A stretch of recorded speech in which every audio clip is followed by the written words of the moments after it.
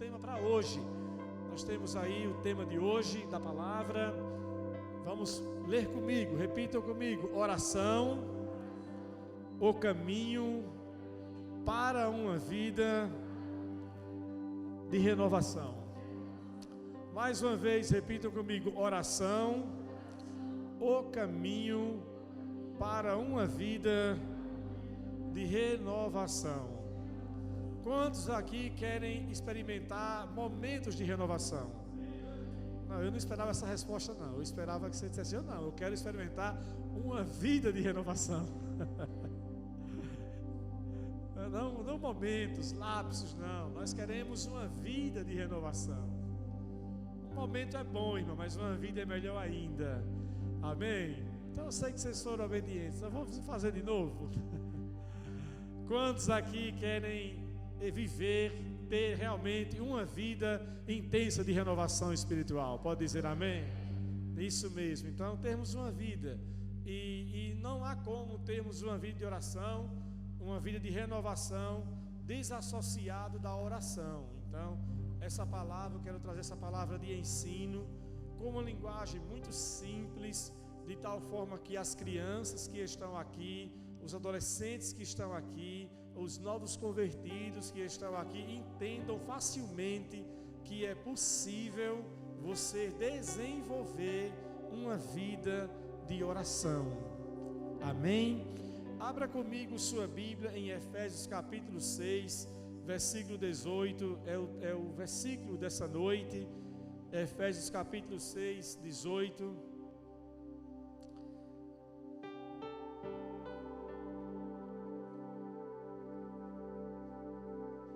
Todos encontraram já?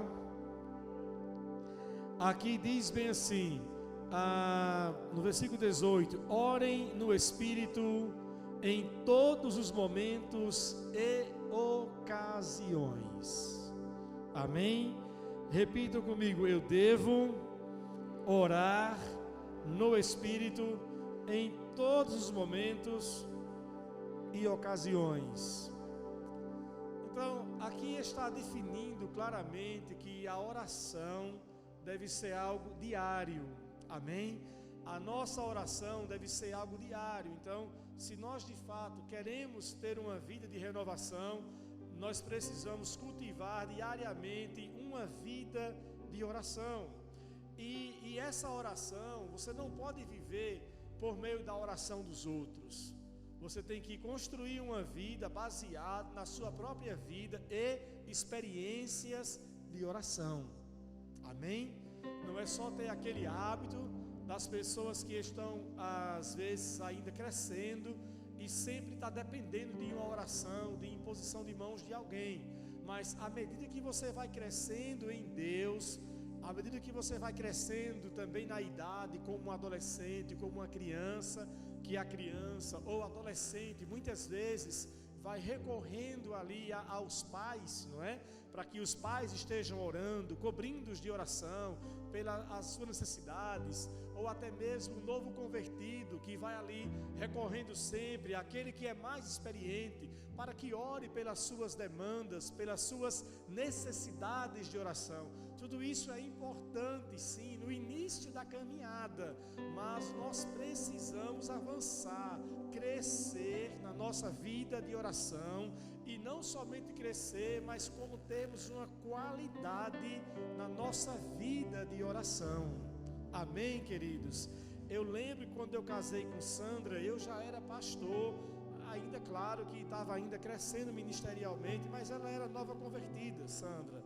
Ela foi criada na igreja, mas não tinha tido uma experiência real de conversão com o Espírito Santo. E no início do nosso casamento, ela ali, logo no início, nova na fé, qualquer coisa que tinha, ela já ia, ore, põe as mãos, já ia, ore. Aí eu falava assim: minha filha, você pode orar também, você tem autoridade para orar, você também pode orar. Aí ela: não, mas é porque a sua oração é mais, porque a sua, aí qualquer coisa já ia, ore. E às vezes eu estava dormindo e ela me acordava com alguma coisa: já ia, o que é essa? Eu estou assim, você pode orar. Aí eu virava assim o braço e: receba em nome de Jesus, amém. Era uma oração assim bem rápido, né? ela já orou, falei, já, vai dormir, mulher, em nome de Jesus. Só que o tempo foi passando e ela foi crescendo na oração, e hoje tantos problemas que surgem na vida, e ela já é descolada, já segue a sua caminhada há tempos, que ela já vive realmente na sua trajetória de oração. Claro que há situações em que nós oramos como casal, há uma unção diferente na minha vida, pelo aspecto de ser o pastor dela e ser o esposo dela, então tem uma unção como cabeça, como sacerdote, como pastor, mas isso não desassocia dela a responsabilidade dela ter a sua própria caminhada de oração. Então, para você construir uma vida de renovação, você precisa realmente manter a sua vida de oração e cada dia mais ser menos dependente da oração de terceiros. Amém? Repitam comigo, diga: eu quero crescer na minha vida de oração de tal forma que eu me torne independente da oração de terceiros. Estão entendendo? Então você não vai ficar dependendo da oração. Então a Bíblia diz que nós temos que orar sempre e em todas as ocasiões. Não estou dizendo com isso que você jamais vai precisar da oração de outro, não, porque a Bíblia fala sobre um tipo de oração que é chamada oração de concordância, que nós devemos orar uns pelos outros, devemos às vezes recorrer à ajuda de alguém, mas não ser o padrão diário da nossa vida. Então, para termos uma vida de oração, precisamos construir, porque, irmãos, olha, para você receber um toque de Deus, para receber uma bênção de Deus, para receber até mesmo um renovo, basta você abrir o coração, sim ou não? Sim. Você pode estar no culto, abrir o coração, o Espírito Santo tocou em você de alguma forma, você chorou, se quebrantou, recebeu uma bênção, uma cura, um milagre, ou até mesmo um toque de renovação em si para a sua vida. Mas, muitas vezes, para nisso, somente nisso. Agora, se você de fato quer experimentar uma vida de milagres, uma vida debaixo do sobrenatural, uma vida que anda realmente debaixo da plenitude, não de uma bênção, mas das bênçãos de Deus, completo em todas as áreas, andar em vitória, andar em cura, andar em prosperidade, andar em saúde, andar reinando em vida, é preciso você abrir mais do que o coração. Você precisa cultivar uma vida diária de oração e oração de qualidade. Repitam comigo: oração de qualidade. E você fala, pastor, mas existe então oração, ou um tipo de oração, ou um padrão de oração que não é de qualidade? Sim, eu vou falar daqui a pouco sobre ele, mas eu quero que você se atenha a isso, na introdução dessa palavra de hoje, que a oração é o caminho para uma vida de renovação, mas sobretudo a sua própria vida de oração. Então as crianças sendo encorajadas, os adolescentes sendo encorajados, os novos convertidos sendo encorajados a começar a desenvolver a sua vida de oração. E essa vida de oração, ela pode até começar às vezes com um tempo pequeno, com 5 minutos, com 3 minutos, com 10 minutos, mas à medida em que você vai conhecendo mais o Senhor, vai conhecendo mais a sua palavra, a oração vai se alargando, o tempo de oração vai aumentando, bem como a qualidade daquilo que sai dos seus lábios, daquilo que você recebe de Deus, as suas percepções do mundo espiritual, tudo vai mudando. Paulo disse em 1 Coríntios capítulo 13, quando eu era menino, eu fazia o quê? Eu agia como menino, eu me comportava como menino, mas quando eu cheguei a ser homem, eu deixei para lá das coisas de infantilidade e eu avancei para coisas maiores. Quantos querem experimentar coisas maiores aqui? Amém? Agora eu quero mostrar para vocês, em primeiro lugar hoje, depois dessa introdução, eu quero apresentar para vocês 2 quadros que refletem com exatidão a condição de vida de alguém que cultiva uma vida de oração. Em contrapartida, eu quero mostrar o outro lado também, de pessoas que são negligentes quanto à vida de oração. E não é é para trazer condenação, é para puxar você para perto, amém? Se você está nesse segundo quadro, como alguém que é negligente na vida de oração, eu quero puxar você para esse outro lado, para ser alguém que é comprometido e leva uma vida de oração a sério. Quantos querem? Então, o intuito de você olhar para esse primeiro quadro é de você olhar e fazer a sua própria leitura e perceber bem assim: rapaz, não é que eu realmente sou essa pessoa. E aí, quando eu falar do segundo quadro, você vai dizer: mas é melhor você começar outra pessoa aqui. Então, eu quero me descolar desse padrão de alguém que é negligente na oração, para me tornar um homem, uma mulher, uma criança, um jovem, um adolescente de oração. Quantos querem? Então, o quadro que nós traçamos, quando a gente fala sobre aquela pessoa que não tem uma vida de oração de qualidade, aquela pessoa que tem aquela oração assim, meia que aqui não é uma oração, uma vida de oração diária de qualidade, é aquela pessoa que leva a oração daquela maneira sem vida. É aquela oração, como disse Jesus, quando ensinou sobre a oração em Mateus 6, ele diz: quando vocês orarem, não usem de vãs o quê? Repetições. E a oração que não é uma oração de qualidade, é aquela oração que ela é repetitiva, em que a pessoa, a bem da verdade, ela começa a orar, mas do meio por fim ela nem sabe mais pelo que está orando. Às vezes a pessoa está orando e ela já está falando de outras coisas que ela nem sabe mais. Isso é chamado oração sem qualidade, ou aquela oração chamada Boa Noite Cinderela. É aquela oração que a pessoa começa e parece que tomou um Boa Noite Cinderela.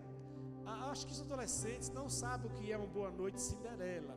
Boa Noite Cinderela é um comprimidozinho ou uma substância que as pessoas colocam para doparem as outras, não é? Às vezes uma pessoa quer aplicar um golpe, uma mulher quer aplicar um golpe num homem, então ela bota aquela substância para dopar numa bebida ou num chocolate, e a pessoa, quando ingere aquela substância, apaga repentinamente. E por isso que eu digo que tem pessoas que têm uma vida de oração que é aquela Boa Noite Cinderela. Quando ele mal começa a orar, deita na cama ou bota o joelho, e quando começa a orar: Deus, obrigado por esse dia, em nome de Jesus, amém. Já apagou. E como eu disse, a pastora Sandra, logo no início do casamento, ela era assim, era engraçado. Um dia a gente estava orando e eu, desde aquela época, nós tínhamos a lista de membros da igreja. Isso no início do casamento mesmo, para aliviar o lado dela, né? Naquela época eu tinha a lista de membros da igreja. E aí eu falei bem assim: Sandra, vamos orar pela lista de membros da igreja. Ela: vamos, é recém-casado, né? Ela assim, bem empolgada. Aí ela: Senhor, abençoa esses membros todos, em nome de Jesus, amém. Eu falei: amém? Não. Ela: não. Eu falei: não. E como é que vai orar? Eu falei: de um por um. Era de um por um. Eu falei: de um por um. Eu oro por um, você ora por outro. Eu oro por um, você ora por outro. Ela ficou assim: vixe, que difícil. Eu falei: E eu sei que ela começou a orar, ela foi orando, mas ela parece que tomou um Boa Noite Cinderela, que ela estava tão grogue nessa oração, que ela de repente não estava dizendo mais coisa com coisa. E ela finalizou quase se benzendo, irmãos, em nome do Pai, do Filho e do Espírito Santo. Ela quase se benze, mas ela falou, não falou? Ela falou mesmo: em nome do Pai, do Filho e do Espírito Santo. Eu: Sandra! Ela: oi! Eu falei: que é isso, mulher? Que oração é essa? Então assim, está orando sim, mas é uma oração com qualidade? Não. Ou seja, aquela oração repetitiva, aquela oração que não tem começo, meio e fim, ou aquela oração que a pessoa pede a Jesus em nome de Deus, pede ao Espírito Santo em nome de Deus, pede a Jesus em nome de Deus, é aquelas coisas tudo trocada, e se brincar, pede até a Maria. É a minha intercessora. Não é não. é só Jesus. Ele diz que, se tratando de oração, nós temos que pedir ao Pai no nome dele. Ele disse: tudo que vocês pedirem ao Pai em meu nome, eu o farei. Então nós começamos a nossa oração, se for de petição, pedindo a Deus, e no final a assinatura é somente Deus, em nome de Jesus. Ponto final. Amém? Mas quando a oração ela está muito bagunçada, ou aquela coisa vazia, e que a pessoa às vezes está orando, mas não tem um começo, não tem um meio, não tem um fim, é uma oração sim, mas é uma oração sem qualidade. Então, se nós queremos experimentar uma vida de renovação, nós precisamos orar diariamente, cultivar uma vida de oração, mas uma oração de qualidade. Diga comigo: eu quero. Diga: desenvolver uma vida de oração de qualidade. Amém? Mas aí, pastor, e o novo convertido, como é que fica, né? Ele pode chamar Jesus de Genésio, né? Porque ele não sabe ainda, não. O novo convertido vai aprendendo, porque é simples. A oração é comunhão com Deus, é você falar com Deus. A pastora Sandra pregou aqui dizendo essa semana que ela, na oração dela, ela fala com Deus como se Ele estivesse ali ao lado dela manifesto. Então ela fala com Ele, e isso é oração, é você falar com Ele, é você conversar, é você abrir o coração, falar das suas preocupações, das suas inquietações, é você conversar. E à medida que você fala, depois você para um pouco para ouvir. E como é que eu ouço Deus? Deus fala no meu pé do ouvido? Não, Ele fala no seu coração, lhe colocando uma voz interior que parece muitas vezes com a sua própria consciência. Mas à medida que você vai conhecendo a palavra de Deus, essa voz vai se tornando para você mais familiar. Porque aquilo que Deus falar ao seu coração, Ele sempre vai falar em harmonia com a sua palavra. E muitas vezes Ele vai falar com você, colocando em seu coração um versículo, lembrando a você uma frase da pregação, lembrando para você algo que você, de uma canção. E quando você pega e você fala: rapaz, Deus falou comigo hoje na oração. Ele me trouxe um conforto, me trouxe uma graça, me trouxe uma instrução, porque você estava orando. E isso é maravilhoso. Amém, queridos? Amém, queridos? Diga: eu quero cultivar uma vida diária de oração. Então eu quero falar primeiro sobre a condição de vida de quem negligencia a vida de oração. E eu volto a dizer, não é para você se condenar, mas é para chamar você para perto. Então, quando uma pessoa que de fato negligencia a vida de oração, que não ora, quando surgem os problemas,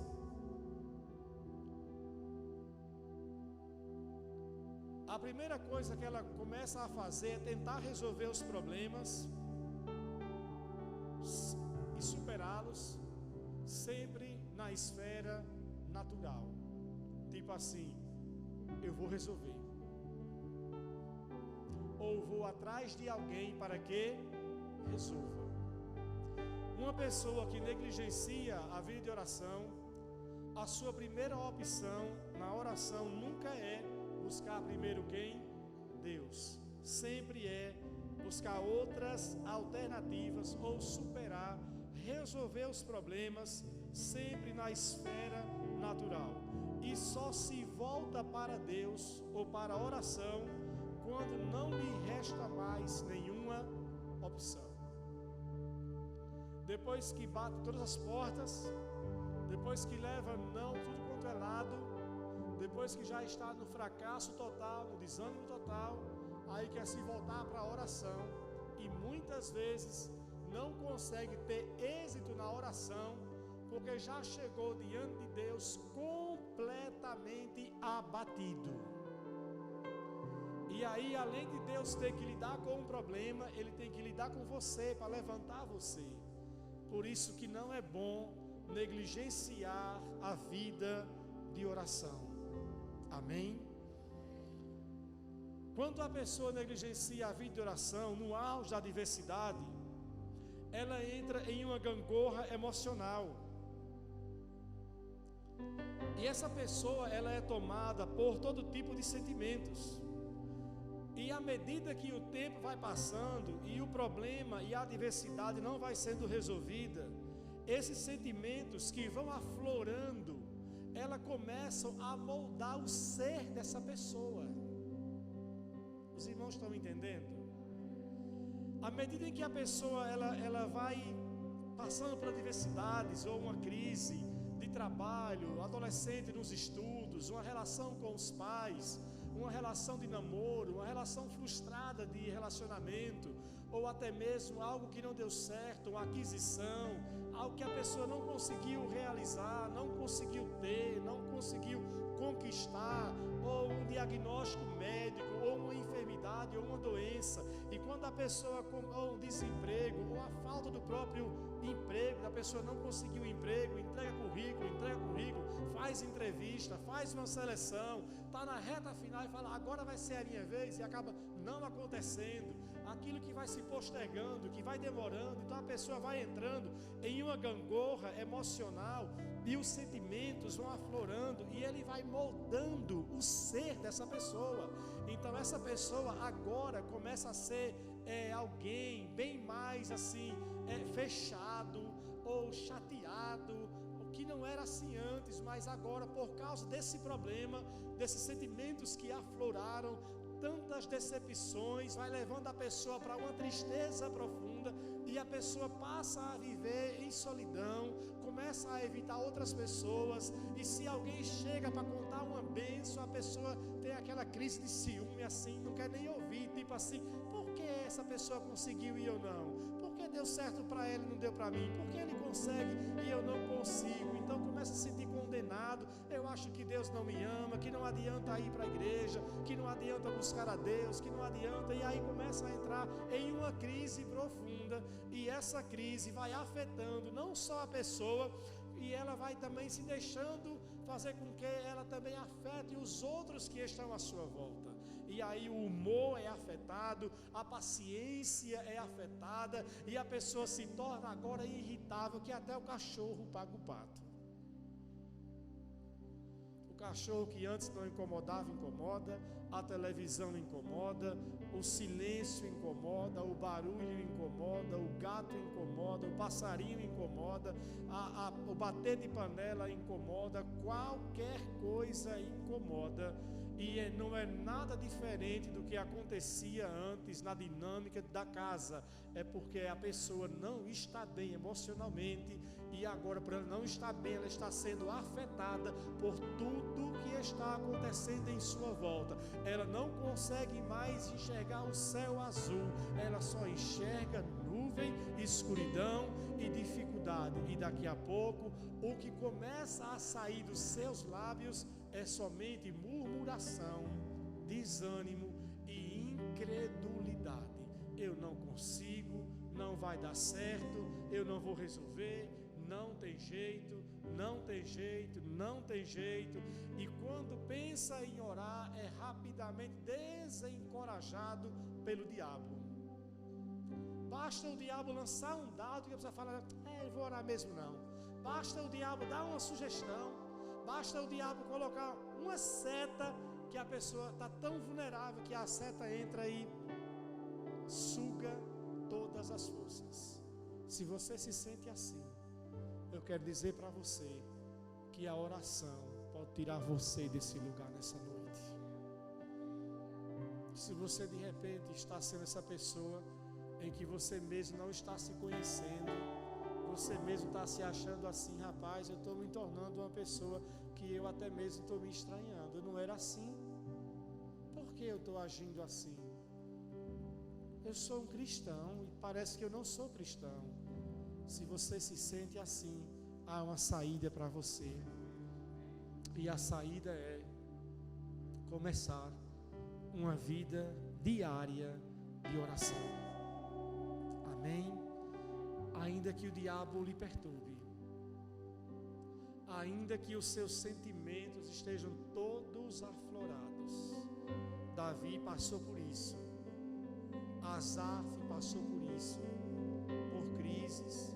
Asaf, no Salmo 73, ele relata uma experiência de frustração, quando ele começou a se comparar a sua vida com a vida dos ímpios.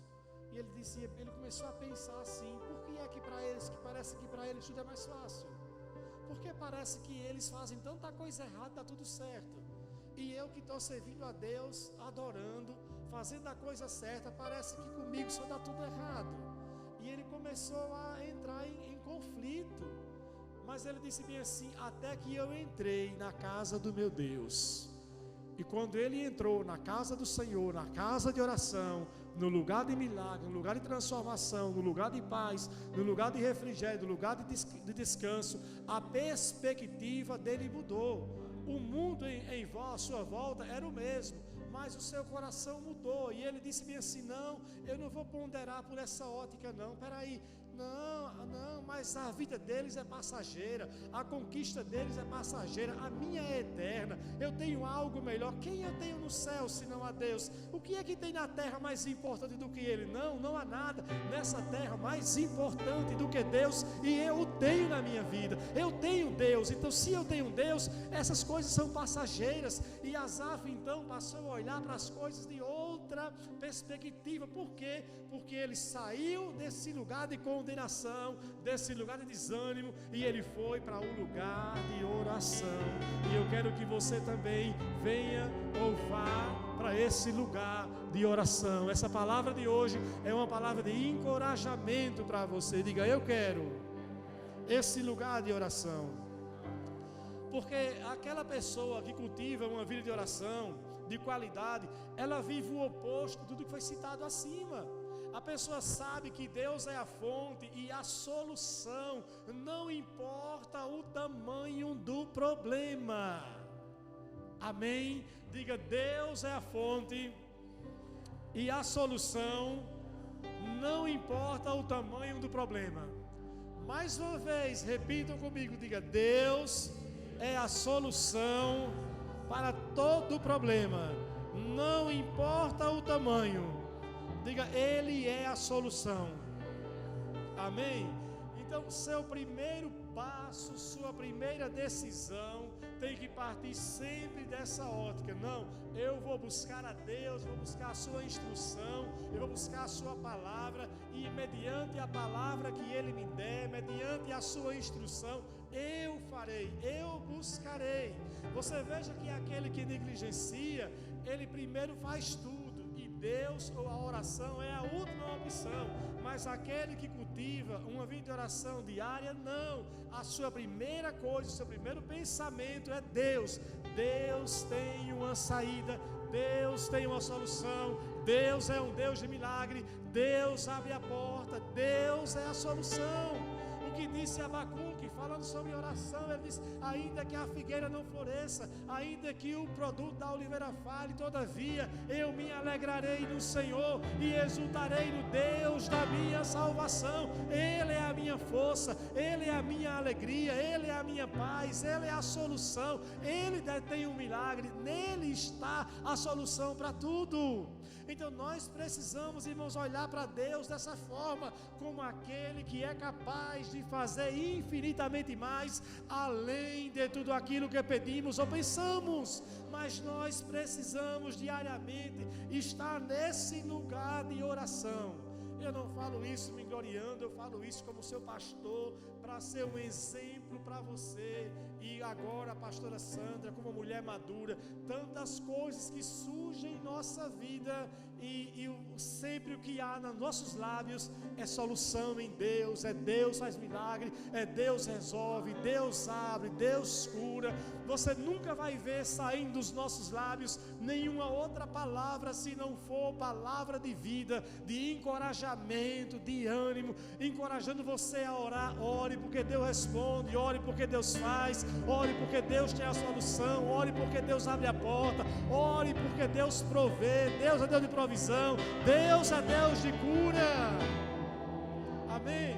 Por quê? Porque se são pastores é mais fácil? Não, é porque nós vivemos isso. Amém? Nós não vivemos em uma gangorra emocional. Aquele que cultiva uma vida de oração de qualidade não quer dizer que não passa por situações difíceis. Não quer dizer também que uma hora ou outra não vai ter algum pico de emoção, mas uma coisa é você ter alguma emoção, é você de repente chorar, é você em um momento ter alguma situação que lhe abata de repente, mas é algo momentâneo, não é uma coisa que muda o seu ser, que molda você para tornar você daquele jeito, não. Mesmo que surja uma situação e ela tente lhe afetar por algum momento, pode até causar em você alguma mexida na emoção, mas não lhe abala, porque aqueles que confiam no Senhor são como os montes de Sião, que não se abalam, mas que permanecem para sempre. Por quê? Porque se você sempre está diante de Deus, nesse lugar de oração, você sempre encontra conforto, encorajamento, paz, graça, renovo, e o seu humor, a sua paz, o seu comportamento não é afetado pelaquilo que acontece no seu exterior, porque você sabe muito bem o seu lugar de segurança em Deus. Diga: Deus é a minha segurança, Ele é a minha torre forte. Quantos confiam no Senhor? Então você observe que ter uma vida de renovação não é algo abstrato, não é algo assim, eu estou andando em renovação porque eu estou falando em línguas. Falar em línguas é parte, mas não define você como uma pessoa que está de fato andando em renovação. Nós temos Jesus como um exemplo maior e perfeito de alguém que realmente tinha um padrão e sabia o valor que a oração tinha em sua vida, e por isso Jesus mantinha uma vida de renovação. Ou alguém tem dúvida? Ou Jesus ficava atrás de cultos para ir buscar renovação? Era isso? Qual era o padrão estabelecido na vida de Jesus? É impressionante que os registros estão lá. Os escritores, Mateus, Marcos e João, que além de escrever os livros, foram apóstolos que andaram com Jesus, eles poderiam ter se concentrado na parte dos milagres ou tantas outras coisas, mas todos eles registraram o padrão que Jesus tinha de oração. Principalmente Lucas, que não foi um apóstolo de Jesus, ele não andou como um dos apóstolos do Cordeiro. Lucas, ele chegou depois. Lucas, ele foi um pesquisador, um médico que pesquisou a respeito de Jesus. Ele não conheceu pessoalmente Jesus, mas ele esteve com os apóstolos e ele andou com o apóstolo Paulo.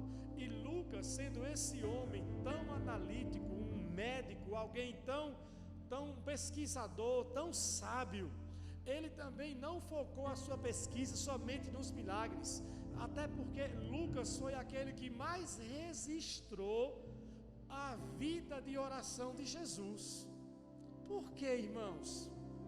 Diga comigo: porque Jesus, diga, é o meu maior exemplo.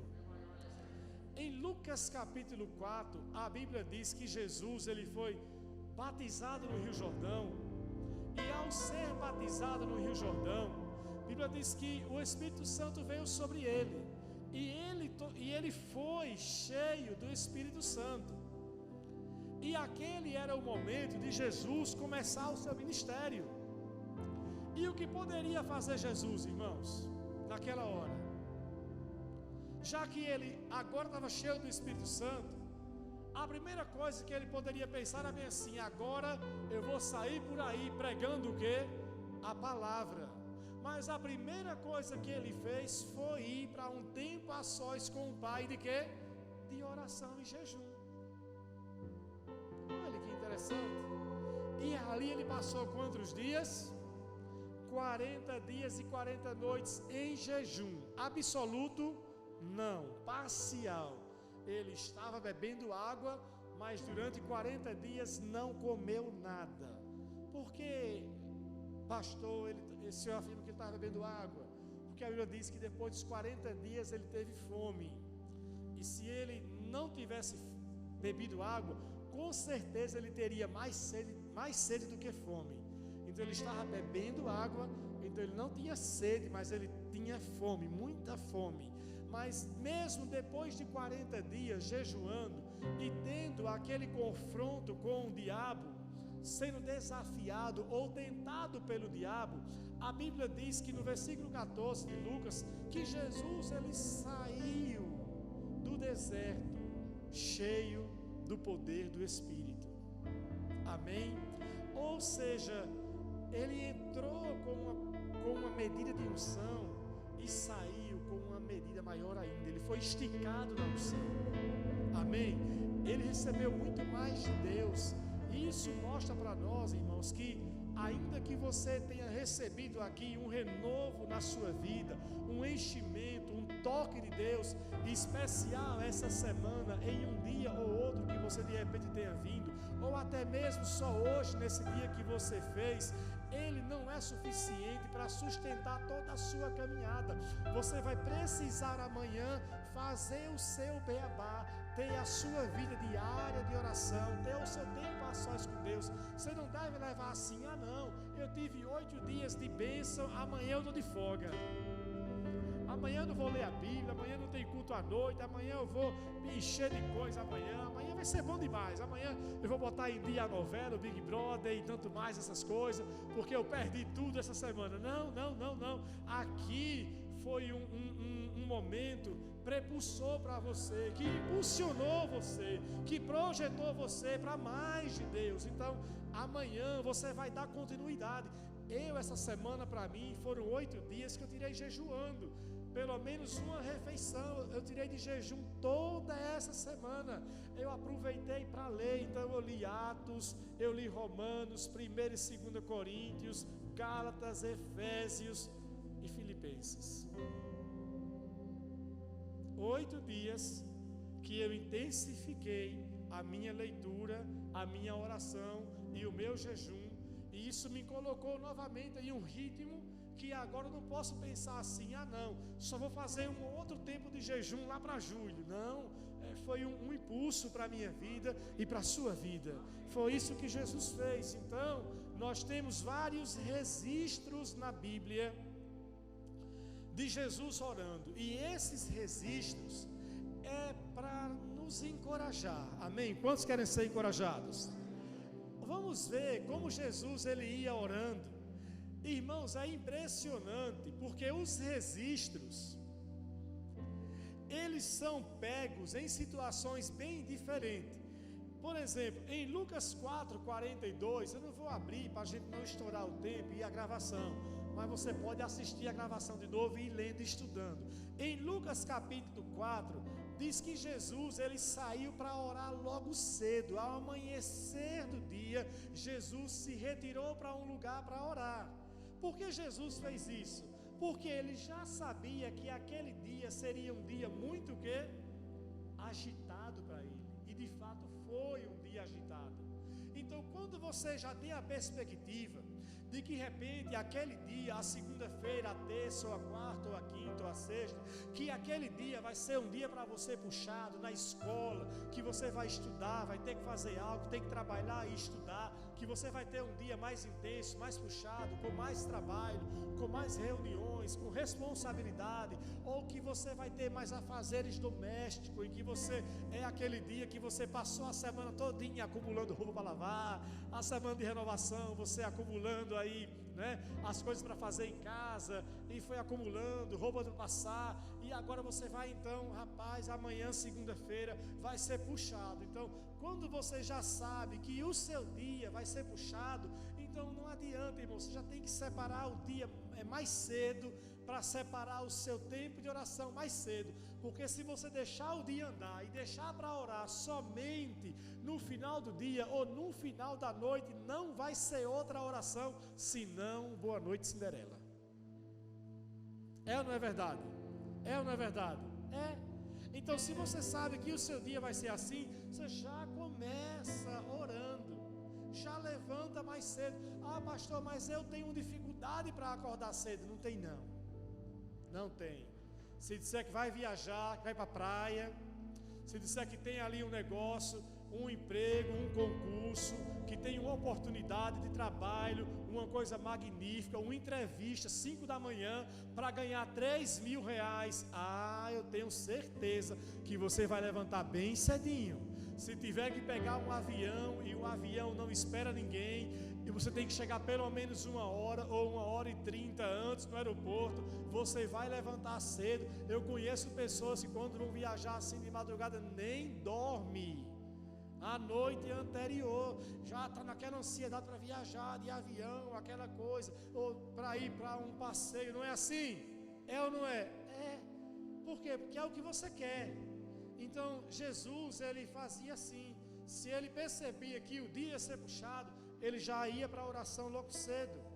A Bíblia diz também que mesmo na agitação do dia, em Lucas 5:15-16, aquele dia agitado, as multidões querendo receber milagre, cura, um toque de Jesus, chegava a um ponto que Jesus falava bem assim: olha, agora eu não vou mais orar, agora eu não vou mais pregar, agora eu vou liberar vocês, porque eu vou estar em meu tempo a sós com o Pai em oração. Então ele despedia a multidão, deixava o povo e até com algumas necessidades, mas ele não era levado pela agitação a tal ponto de entrar no embaraço e não ter um tempo de qualidade de oração. Quantos estão entendendo? Os irmãos lá atrás estão ouvindo bem? Estão entendendo bem? Então Jesus ele ia levando desse jeito. Então ele deixava aquela pressão, ele deixava de lado aquele estresse, aquela agonia toda, para poder estar com o Pai no seu tempo a sós de oração. A Bíblia diz que também que Jesus ele subia para o monte a fim de orar. Por que Jesus subia ao monte a fim de orar? Era porque se ele subisse no monte para orar, irmãos, ele ia ficar mais perto de Deus. Amém? Amém o quê, irmão? Não era para se sentir mais perto de Deus. Tem gente que pensa que a oração no monte é para dar essa sensação de estar mais perto de quem? De Deus. Irmãos, não é assim, irmãos. Mas pastor, e por que Jesus ia para os montes? Porque, irmãos, Jesus não tinha paz dentro de casa. Você consegue entender o tumulto que não era com Jesus? Os apóstolos, os 12 com suas famílias. E a Bíblia diz ainda mais que ele tinha uma quantidade enorme de discípulos. Quantas perguntas eles não tinham para fazer para Jesus? Como disse a pastora Sandra, que às vezes Felipe dentro de casa, ou Henrique atrás dela, no pé dela fazendo pergunta. Agora você imagine Jesus, quantas perguntas esses discípulos não tinham para fazer. Jesus, quando começou o seu ministério, ele estabeleceu uma casa em Cafarnaum. Ele tinha uma casa em Cafarnaum. E você acha que ninguém sabia onde era a casa de Jesus, irmãos? Sabia. Se as pessoas soubessem que Jesus estava no monte, eles pegavam um barco e iam para o monte para estar com Jesus. E você acha que não ficava pessoas ali de bituca, só olhando, esperando ele entrar e chegar em casa, não? Sim ou não? Sim. Então Jesus ele era monitorado. Quando ele chegava em casa, as pessoas procuravam, batiam a porta de manhã, à tarde e à noite. Então, para ele de fato ter um tempo de oração de qualidade, ele então não tinha outra opção a não ser ir para onde? Para o monte, a fim de orar e ficar o quê? Sozinho. Então, às vezes as pessoas pensavam que ele estava em casa e ele estava onde? No monte. As pessoas pensavam que ele ia retornar para casa e ao invés de retornar para casa, ele ia para o monte. Mas a ida para o monte era com essa ideia de ter um tempo de oração de qualidade. Amém? Outra coisa, isso está em Lucas 9:28. Em Lucas 10:11 também, quando Jesus não tinha um lugar específico, ele determinava que um determinado lugar se tornasse um lugar específico. Vocês estão entendendo? Então, quando Jesus ele estava em uma situação em que ele não podia ir para casa, ou em algumas situações em que se ele fosse para o monte, as pessoas iam segui-lo, então ele tentava encontrar naquele lugar onde ele estava, naquela comunidade, naquela aldeia, naquele grupo, aonde ele estava, ele procurava fazer daquele lugar um lugar específico de oração. Guarde isso. Quantos estão entendendo? Qual é o tema? Oração, o caminho para uma vida de renovação. Jesus ele orava dia após dia, e mesmo assim não lhe faltou tempo para fazer tudo o que ele precisava fazer. Não faltou tempo. Não faltou tempo para pregar a palavra, não faltou tempo de ensinar os discípulos, não faltou tempo de atender as crianças, não lhe faltou tempo de tratar com algumas coisas específicas com os discípulos, não faltou tempo para curar os enfermos, para confrontar os religiosos, não lhe faltou tempo para nada, nem para sua família, para nada, não faltou tempo. Ele estava na casa, estava na rua, estava no monte, estava no templo, ele estava em todos os lugares, e com tudo isso fez muitos milagres, tantos milagres que João disse que se fosse registrar tudo o que ele fez, não haveria no mundo livro suficiente, enciclopédia, nada seria capaz de condensar tudo o que Jesus fez. E mesmo fazendo uma obra, tanto milagre, com tanta coisa, em 3 anos e meio não lhe faltou tempo para orar. Ele não só orava, como ele fazia questão de ensinar para os discípulos, para as pessoas, para a multidão, para aqueles que o cercavam, a respeito do valor que a oração deveria ocupar na vida deles. Tem aquele caso emblemático de Lucas 10:38, de Marta e Maria. É interessante, e eu estava analisando hoje, pensando e orando com essa palavra, e eu falei, meu Deus, é interessante, porque Jesus ele vai para a casa de Marta, e Maria está lá sentada, ouvindo Jesus ministrar alguma coisa. E Marta então chega para ele meio que, imagine que situação não foi para Marta, até mesmo meio que desconfortante, ela ter que interromper Jesus, que naquela cultura não era algo nem aceitável para uma mulher fazer, mas ela ousou fazer, ela interrompeu a fala de Jesus. Eu não sei se ela levantou a mão, de que maneira ela sinalizou, se ela pegou a vassoura, né? Mas alguma coisa ela sinalizou para o mestre que ela queria falar. Ela interrompeu e o mestre então fala, sim Marta, e aí ela falou, mestre, eu estou aqui atarefada, fazendo muitas coisas, o senhor está aí ensinando, e Maria está aí sentada, o senhor não se importa não que ela não venha me ajudar, Senhor, ela tem que me ajudar, eu estou aqui atarefada. E ele olha para Marta de uma maneira tão amorosa como ele é, e paciente, que só ele nos ama assim, só ele é paciente, para nos tirar de um lugar de agitação e dizer assim, eu quero você aqui, tem algo mais precioso para você, tem algo mais. Ele fala, Marta, ô Marta, se fosse no MD, ia dizer, ô preciosa, querida, amada, por que você está assim tão agitada? Maria escolheu a melhor parte, e essa não lhe será tirada. Tipo assim, você não vai tirar ela desse lugar, ela fez a escolha certa.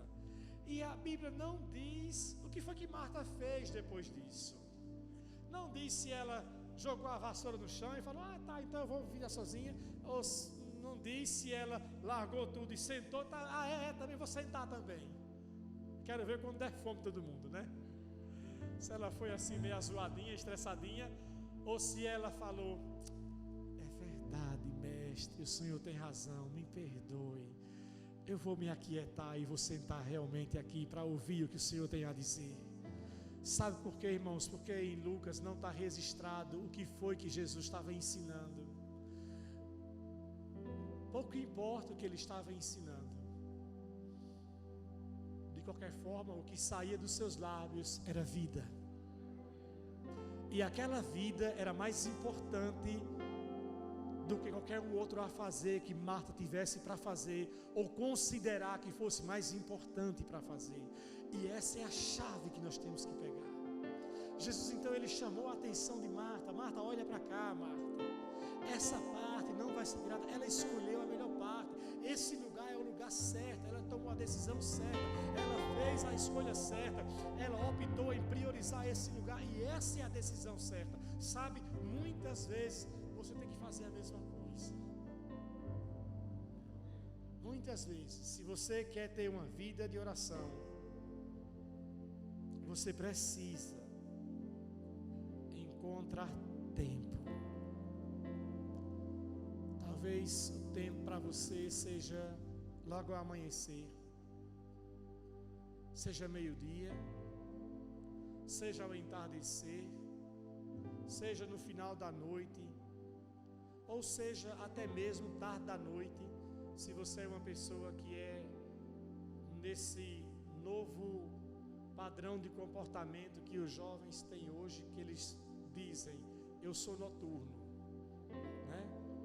Nem morcego é noturno, até morcego dorme de noite de cabeça para baixo, mas os jovens de hoje têm essa desculpa: eu sou noturno, eu troco o dia pela noite, até casar, porque quando casar, meu filho, você vai ter que ser diurno, ou então vai ter que trabalhar de vigilante noturno, porque você não vai sustentar uma família sendo um cabra noturno.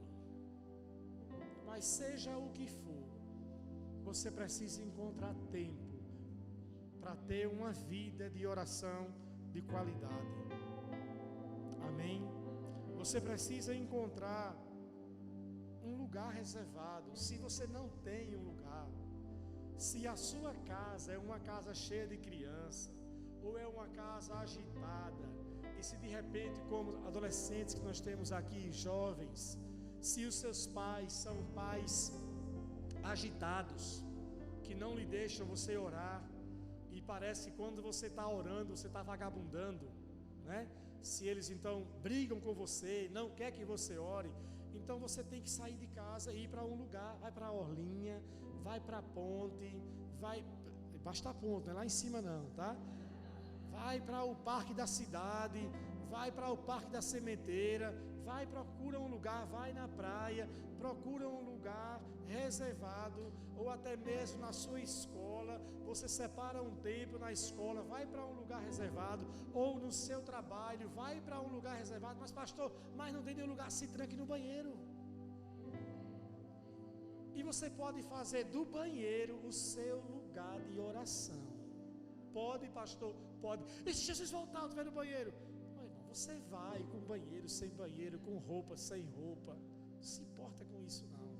Mas faça o seu lugar de oração, de tal modo que a oração se estabeleça em sua vida como algo prioritário. Porque na Bíblia, o assunto sobre oração é muito bem tratado assim. Em 1 Tessalonicenses capítulo 5 ele diz: orar sem cessar. Em Lucas, Jesus fala, Lucas 18, perseverar na oração. Em 2 Timóteo capítulo 2, você tem que orar por todos. Então o assunto de oração é um assunto muito na Bíblia, muito bem explanado. Você tem que orar pelos seus amigos, pelos seus inimigos, não é assim? Não é assim? Você pode orar pelos governantes e pelos governos, você pode orar pelos seus familiares, você pode orar pelos seus vizinhos, você pode orar por cura, por salvação, por libertação, por prosperidade, por tantas coisas familiares, patrão, por empregado. O assunto não falta. E se faltar palavras, você ainda pode orar em outras línguas, que o Espírito Santo inspira você a orar de acordo com a vontade de Deus. A questão é, nós precisamos orar, estando bem ou mal, estando triste ou alegre, estando feliz ou não, com dinheiro ou sem dinheiro, em paz ou em guerra, em casa ou fora de casa, na rua ou na escola, no trabalho, aonde você estiver, nós precisamos manter uma vida diária de oração. E é essa vida diária de oração que vai sustentar a nossa vida de renovação espiritual. Aí o fogo não apaga. Aí o fogo não apaga. Sabe que quando você cultiva uma vida de oração, as brasas do seu interior estão sempre acesas.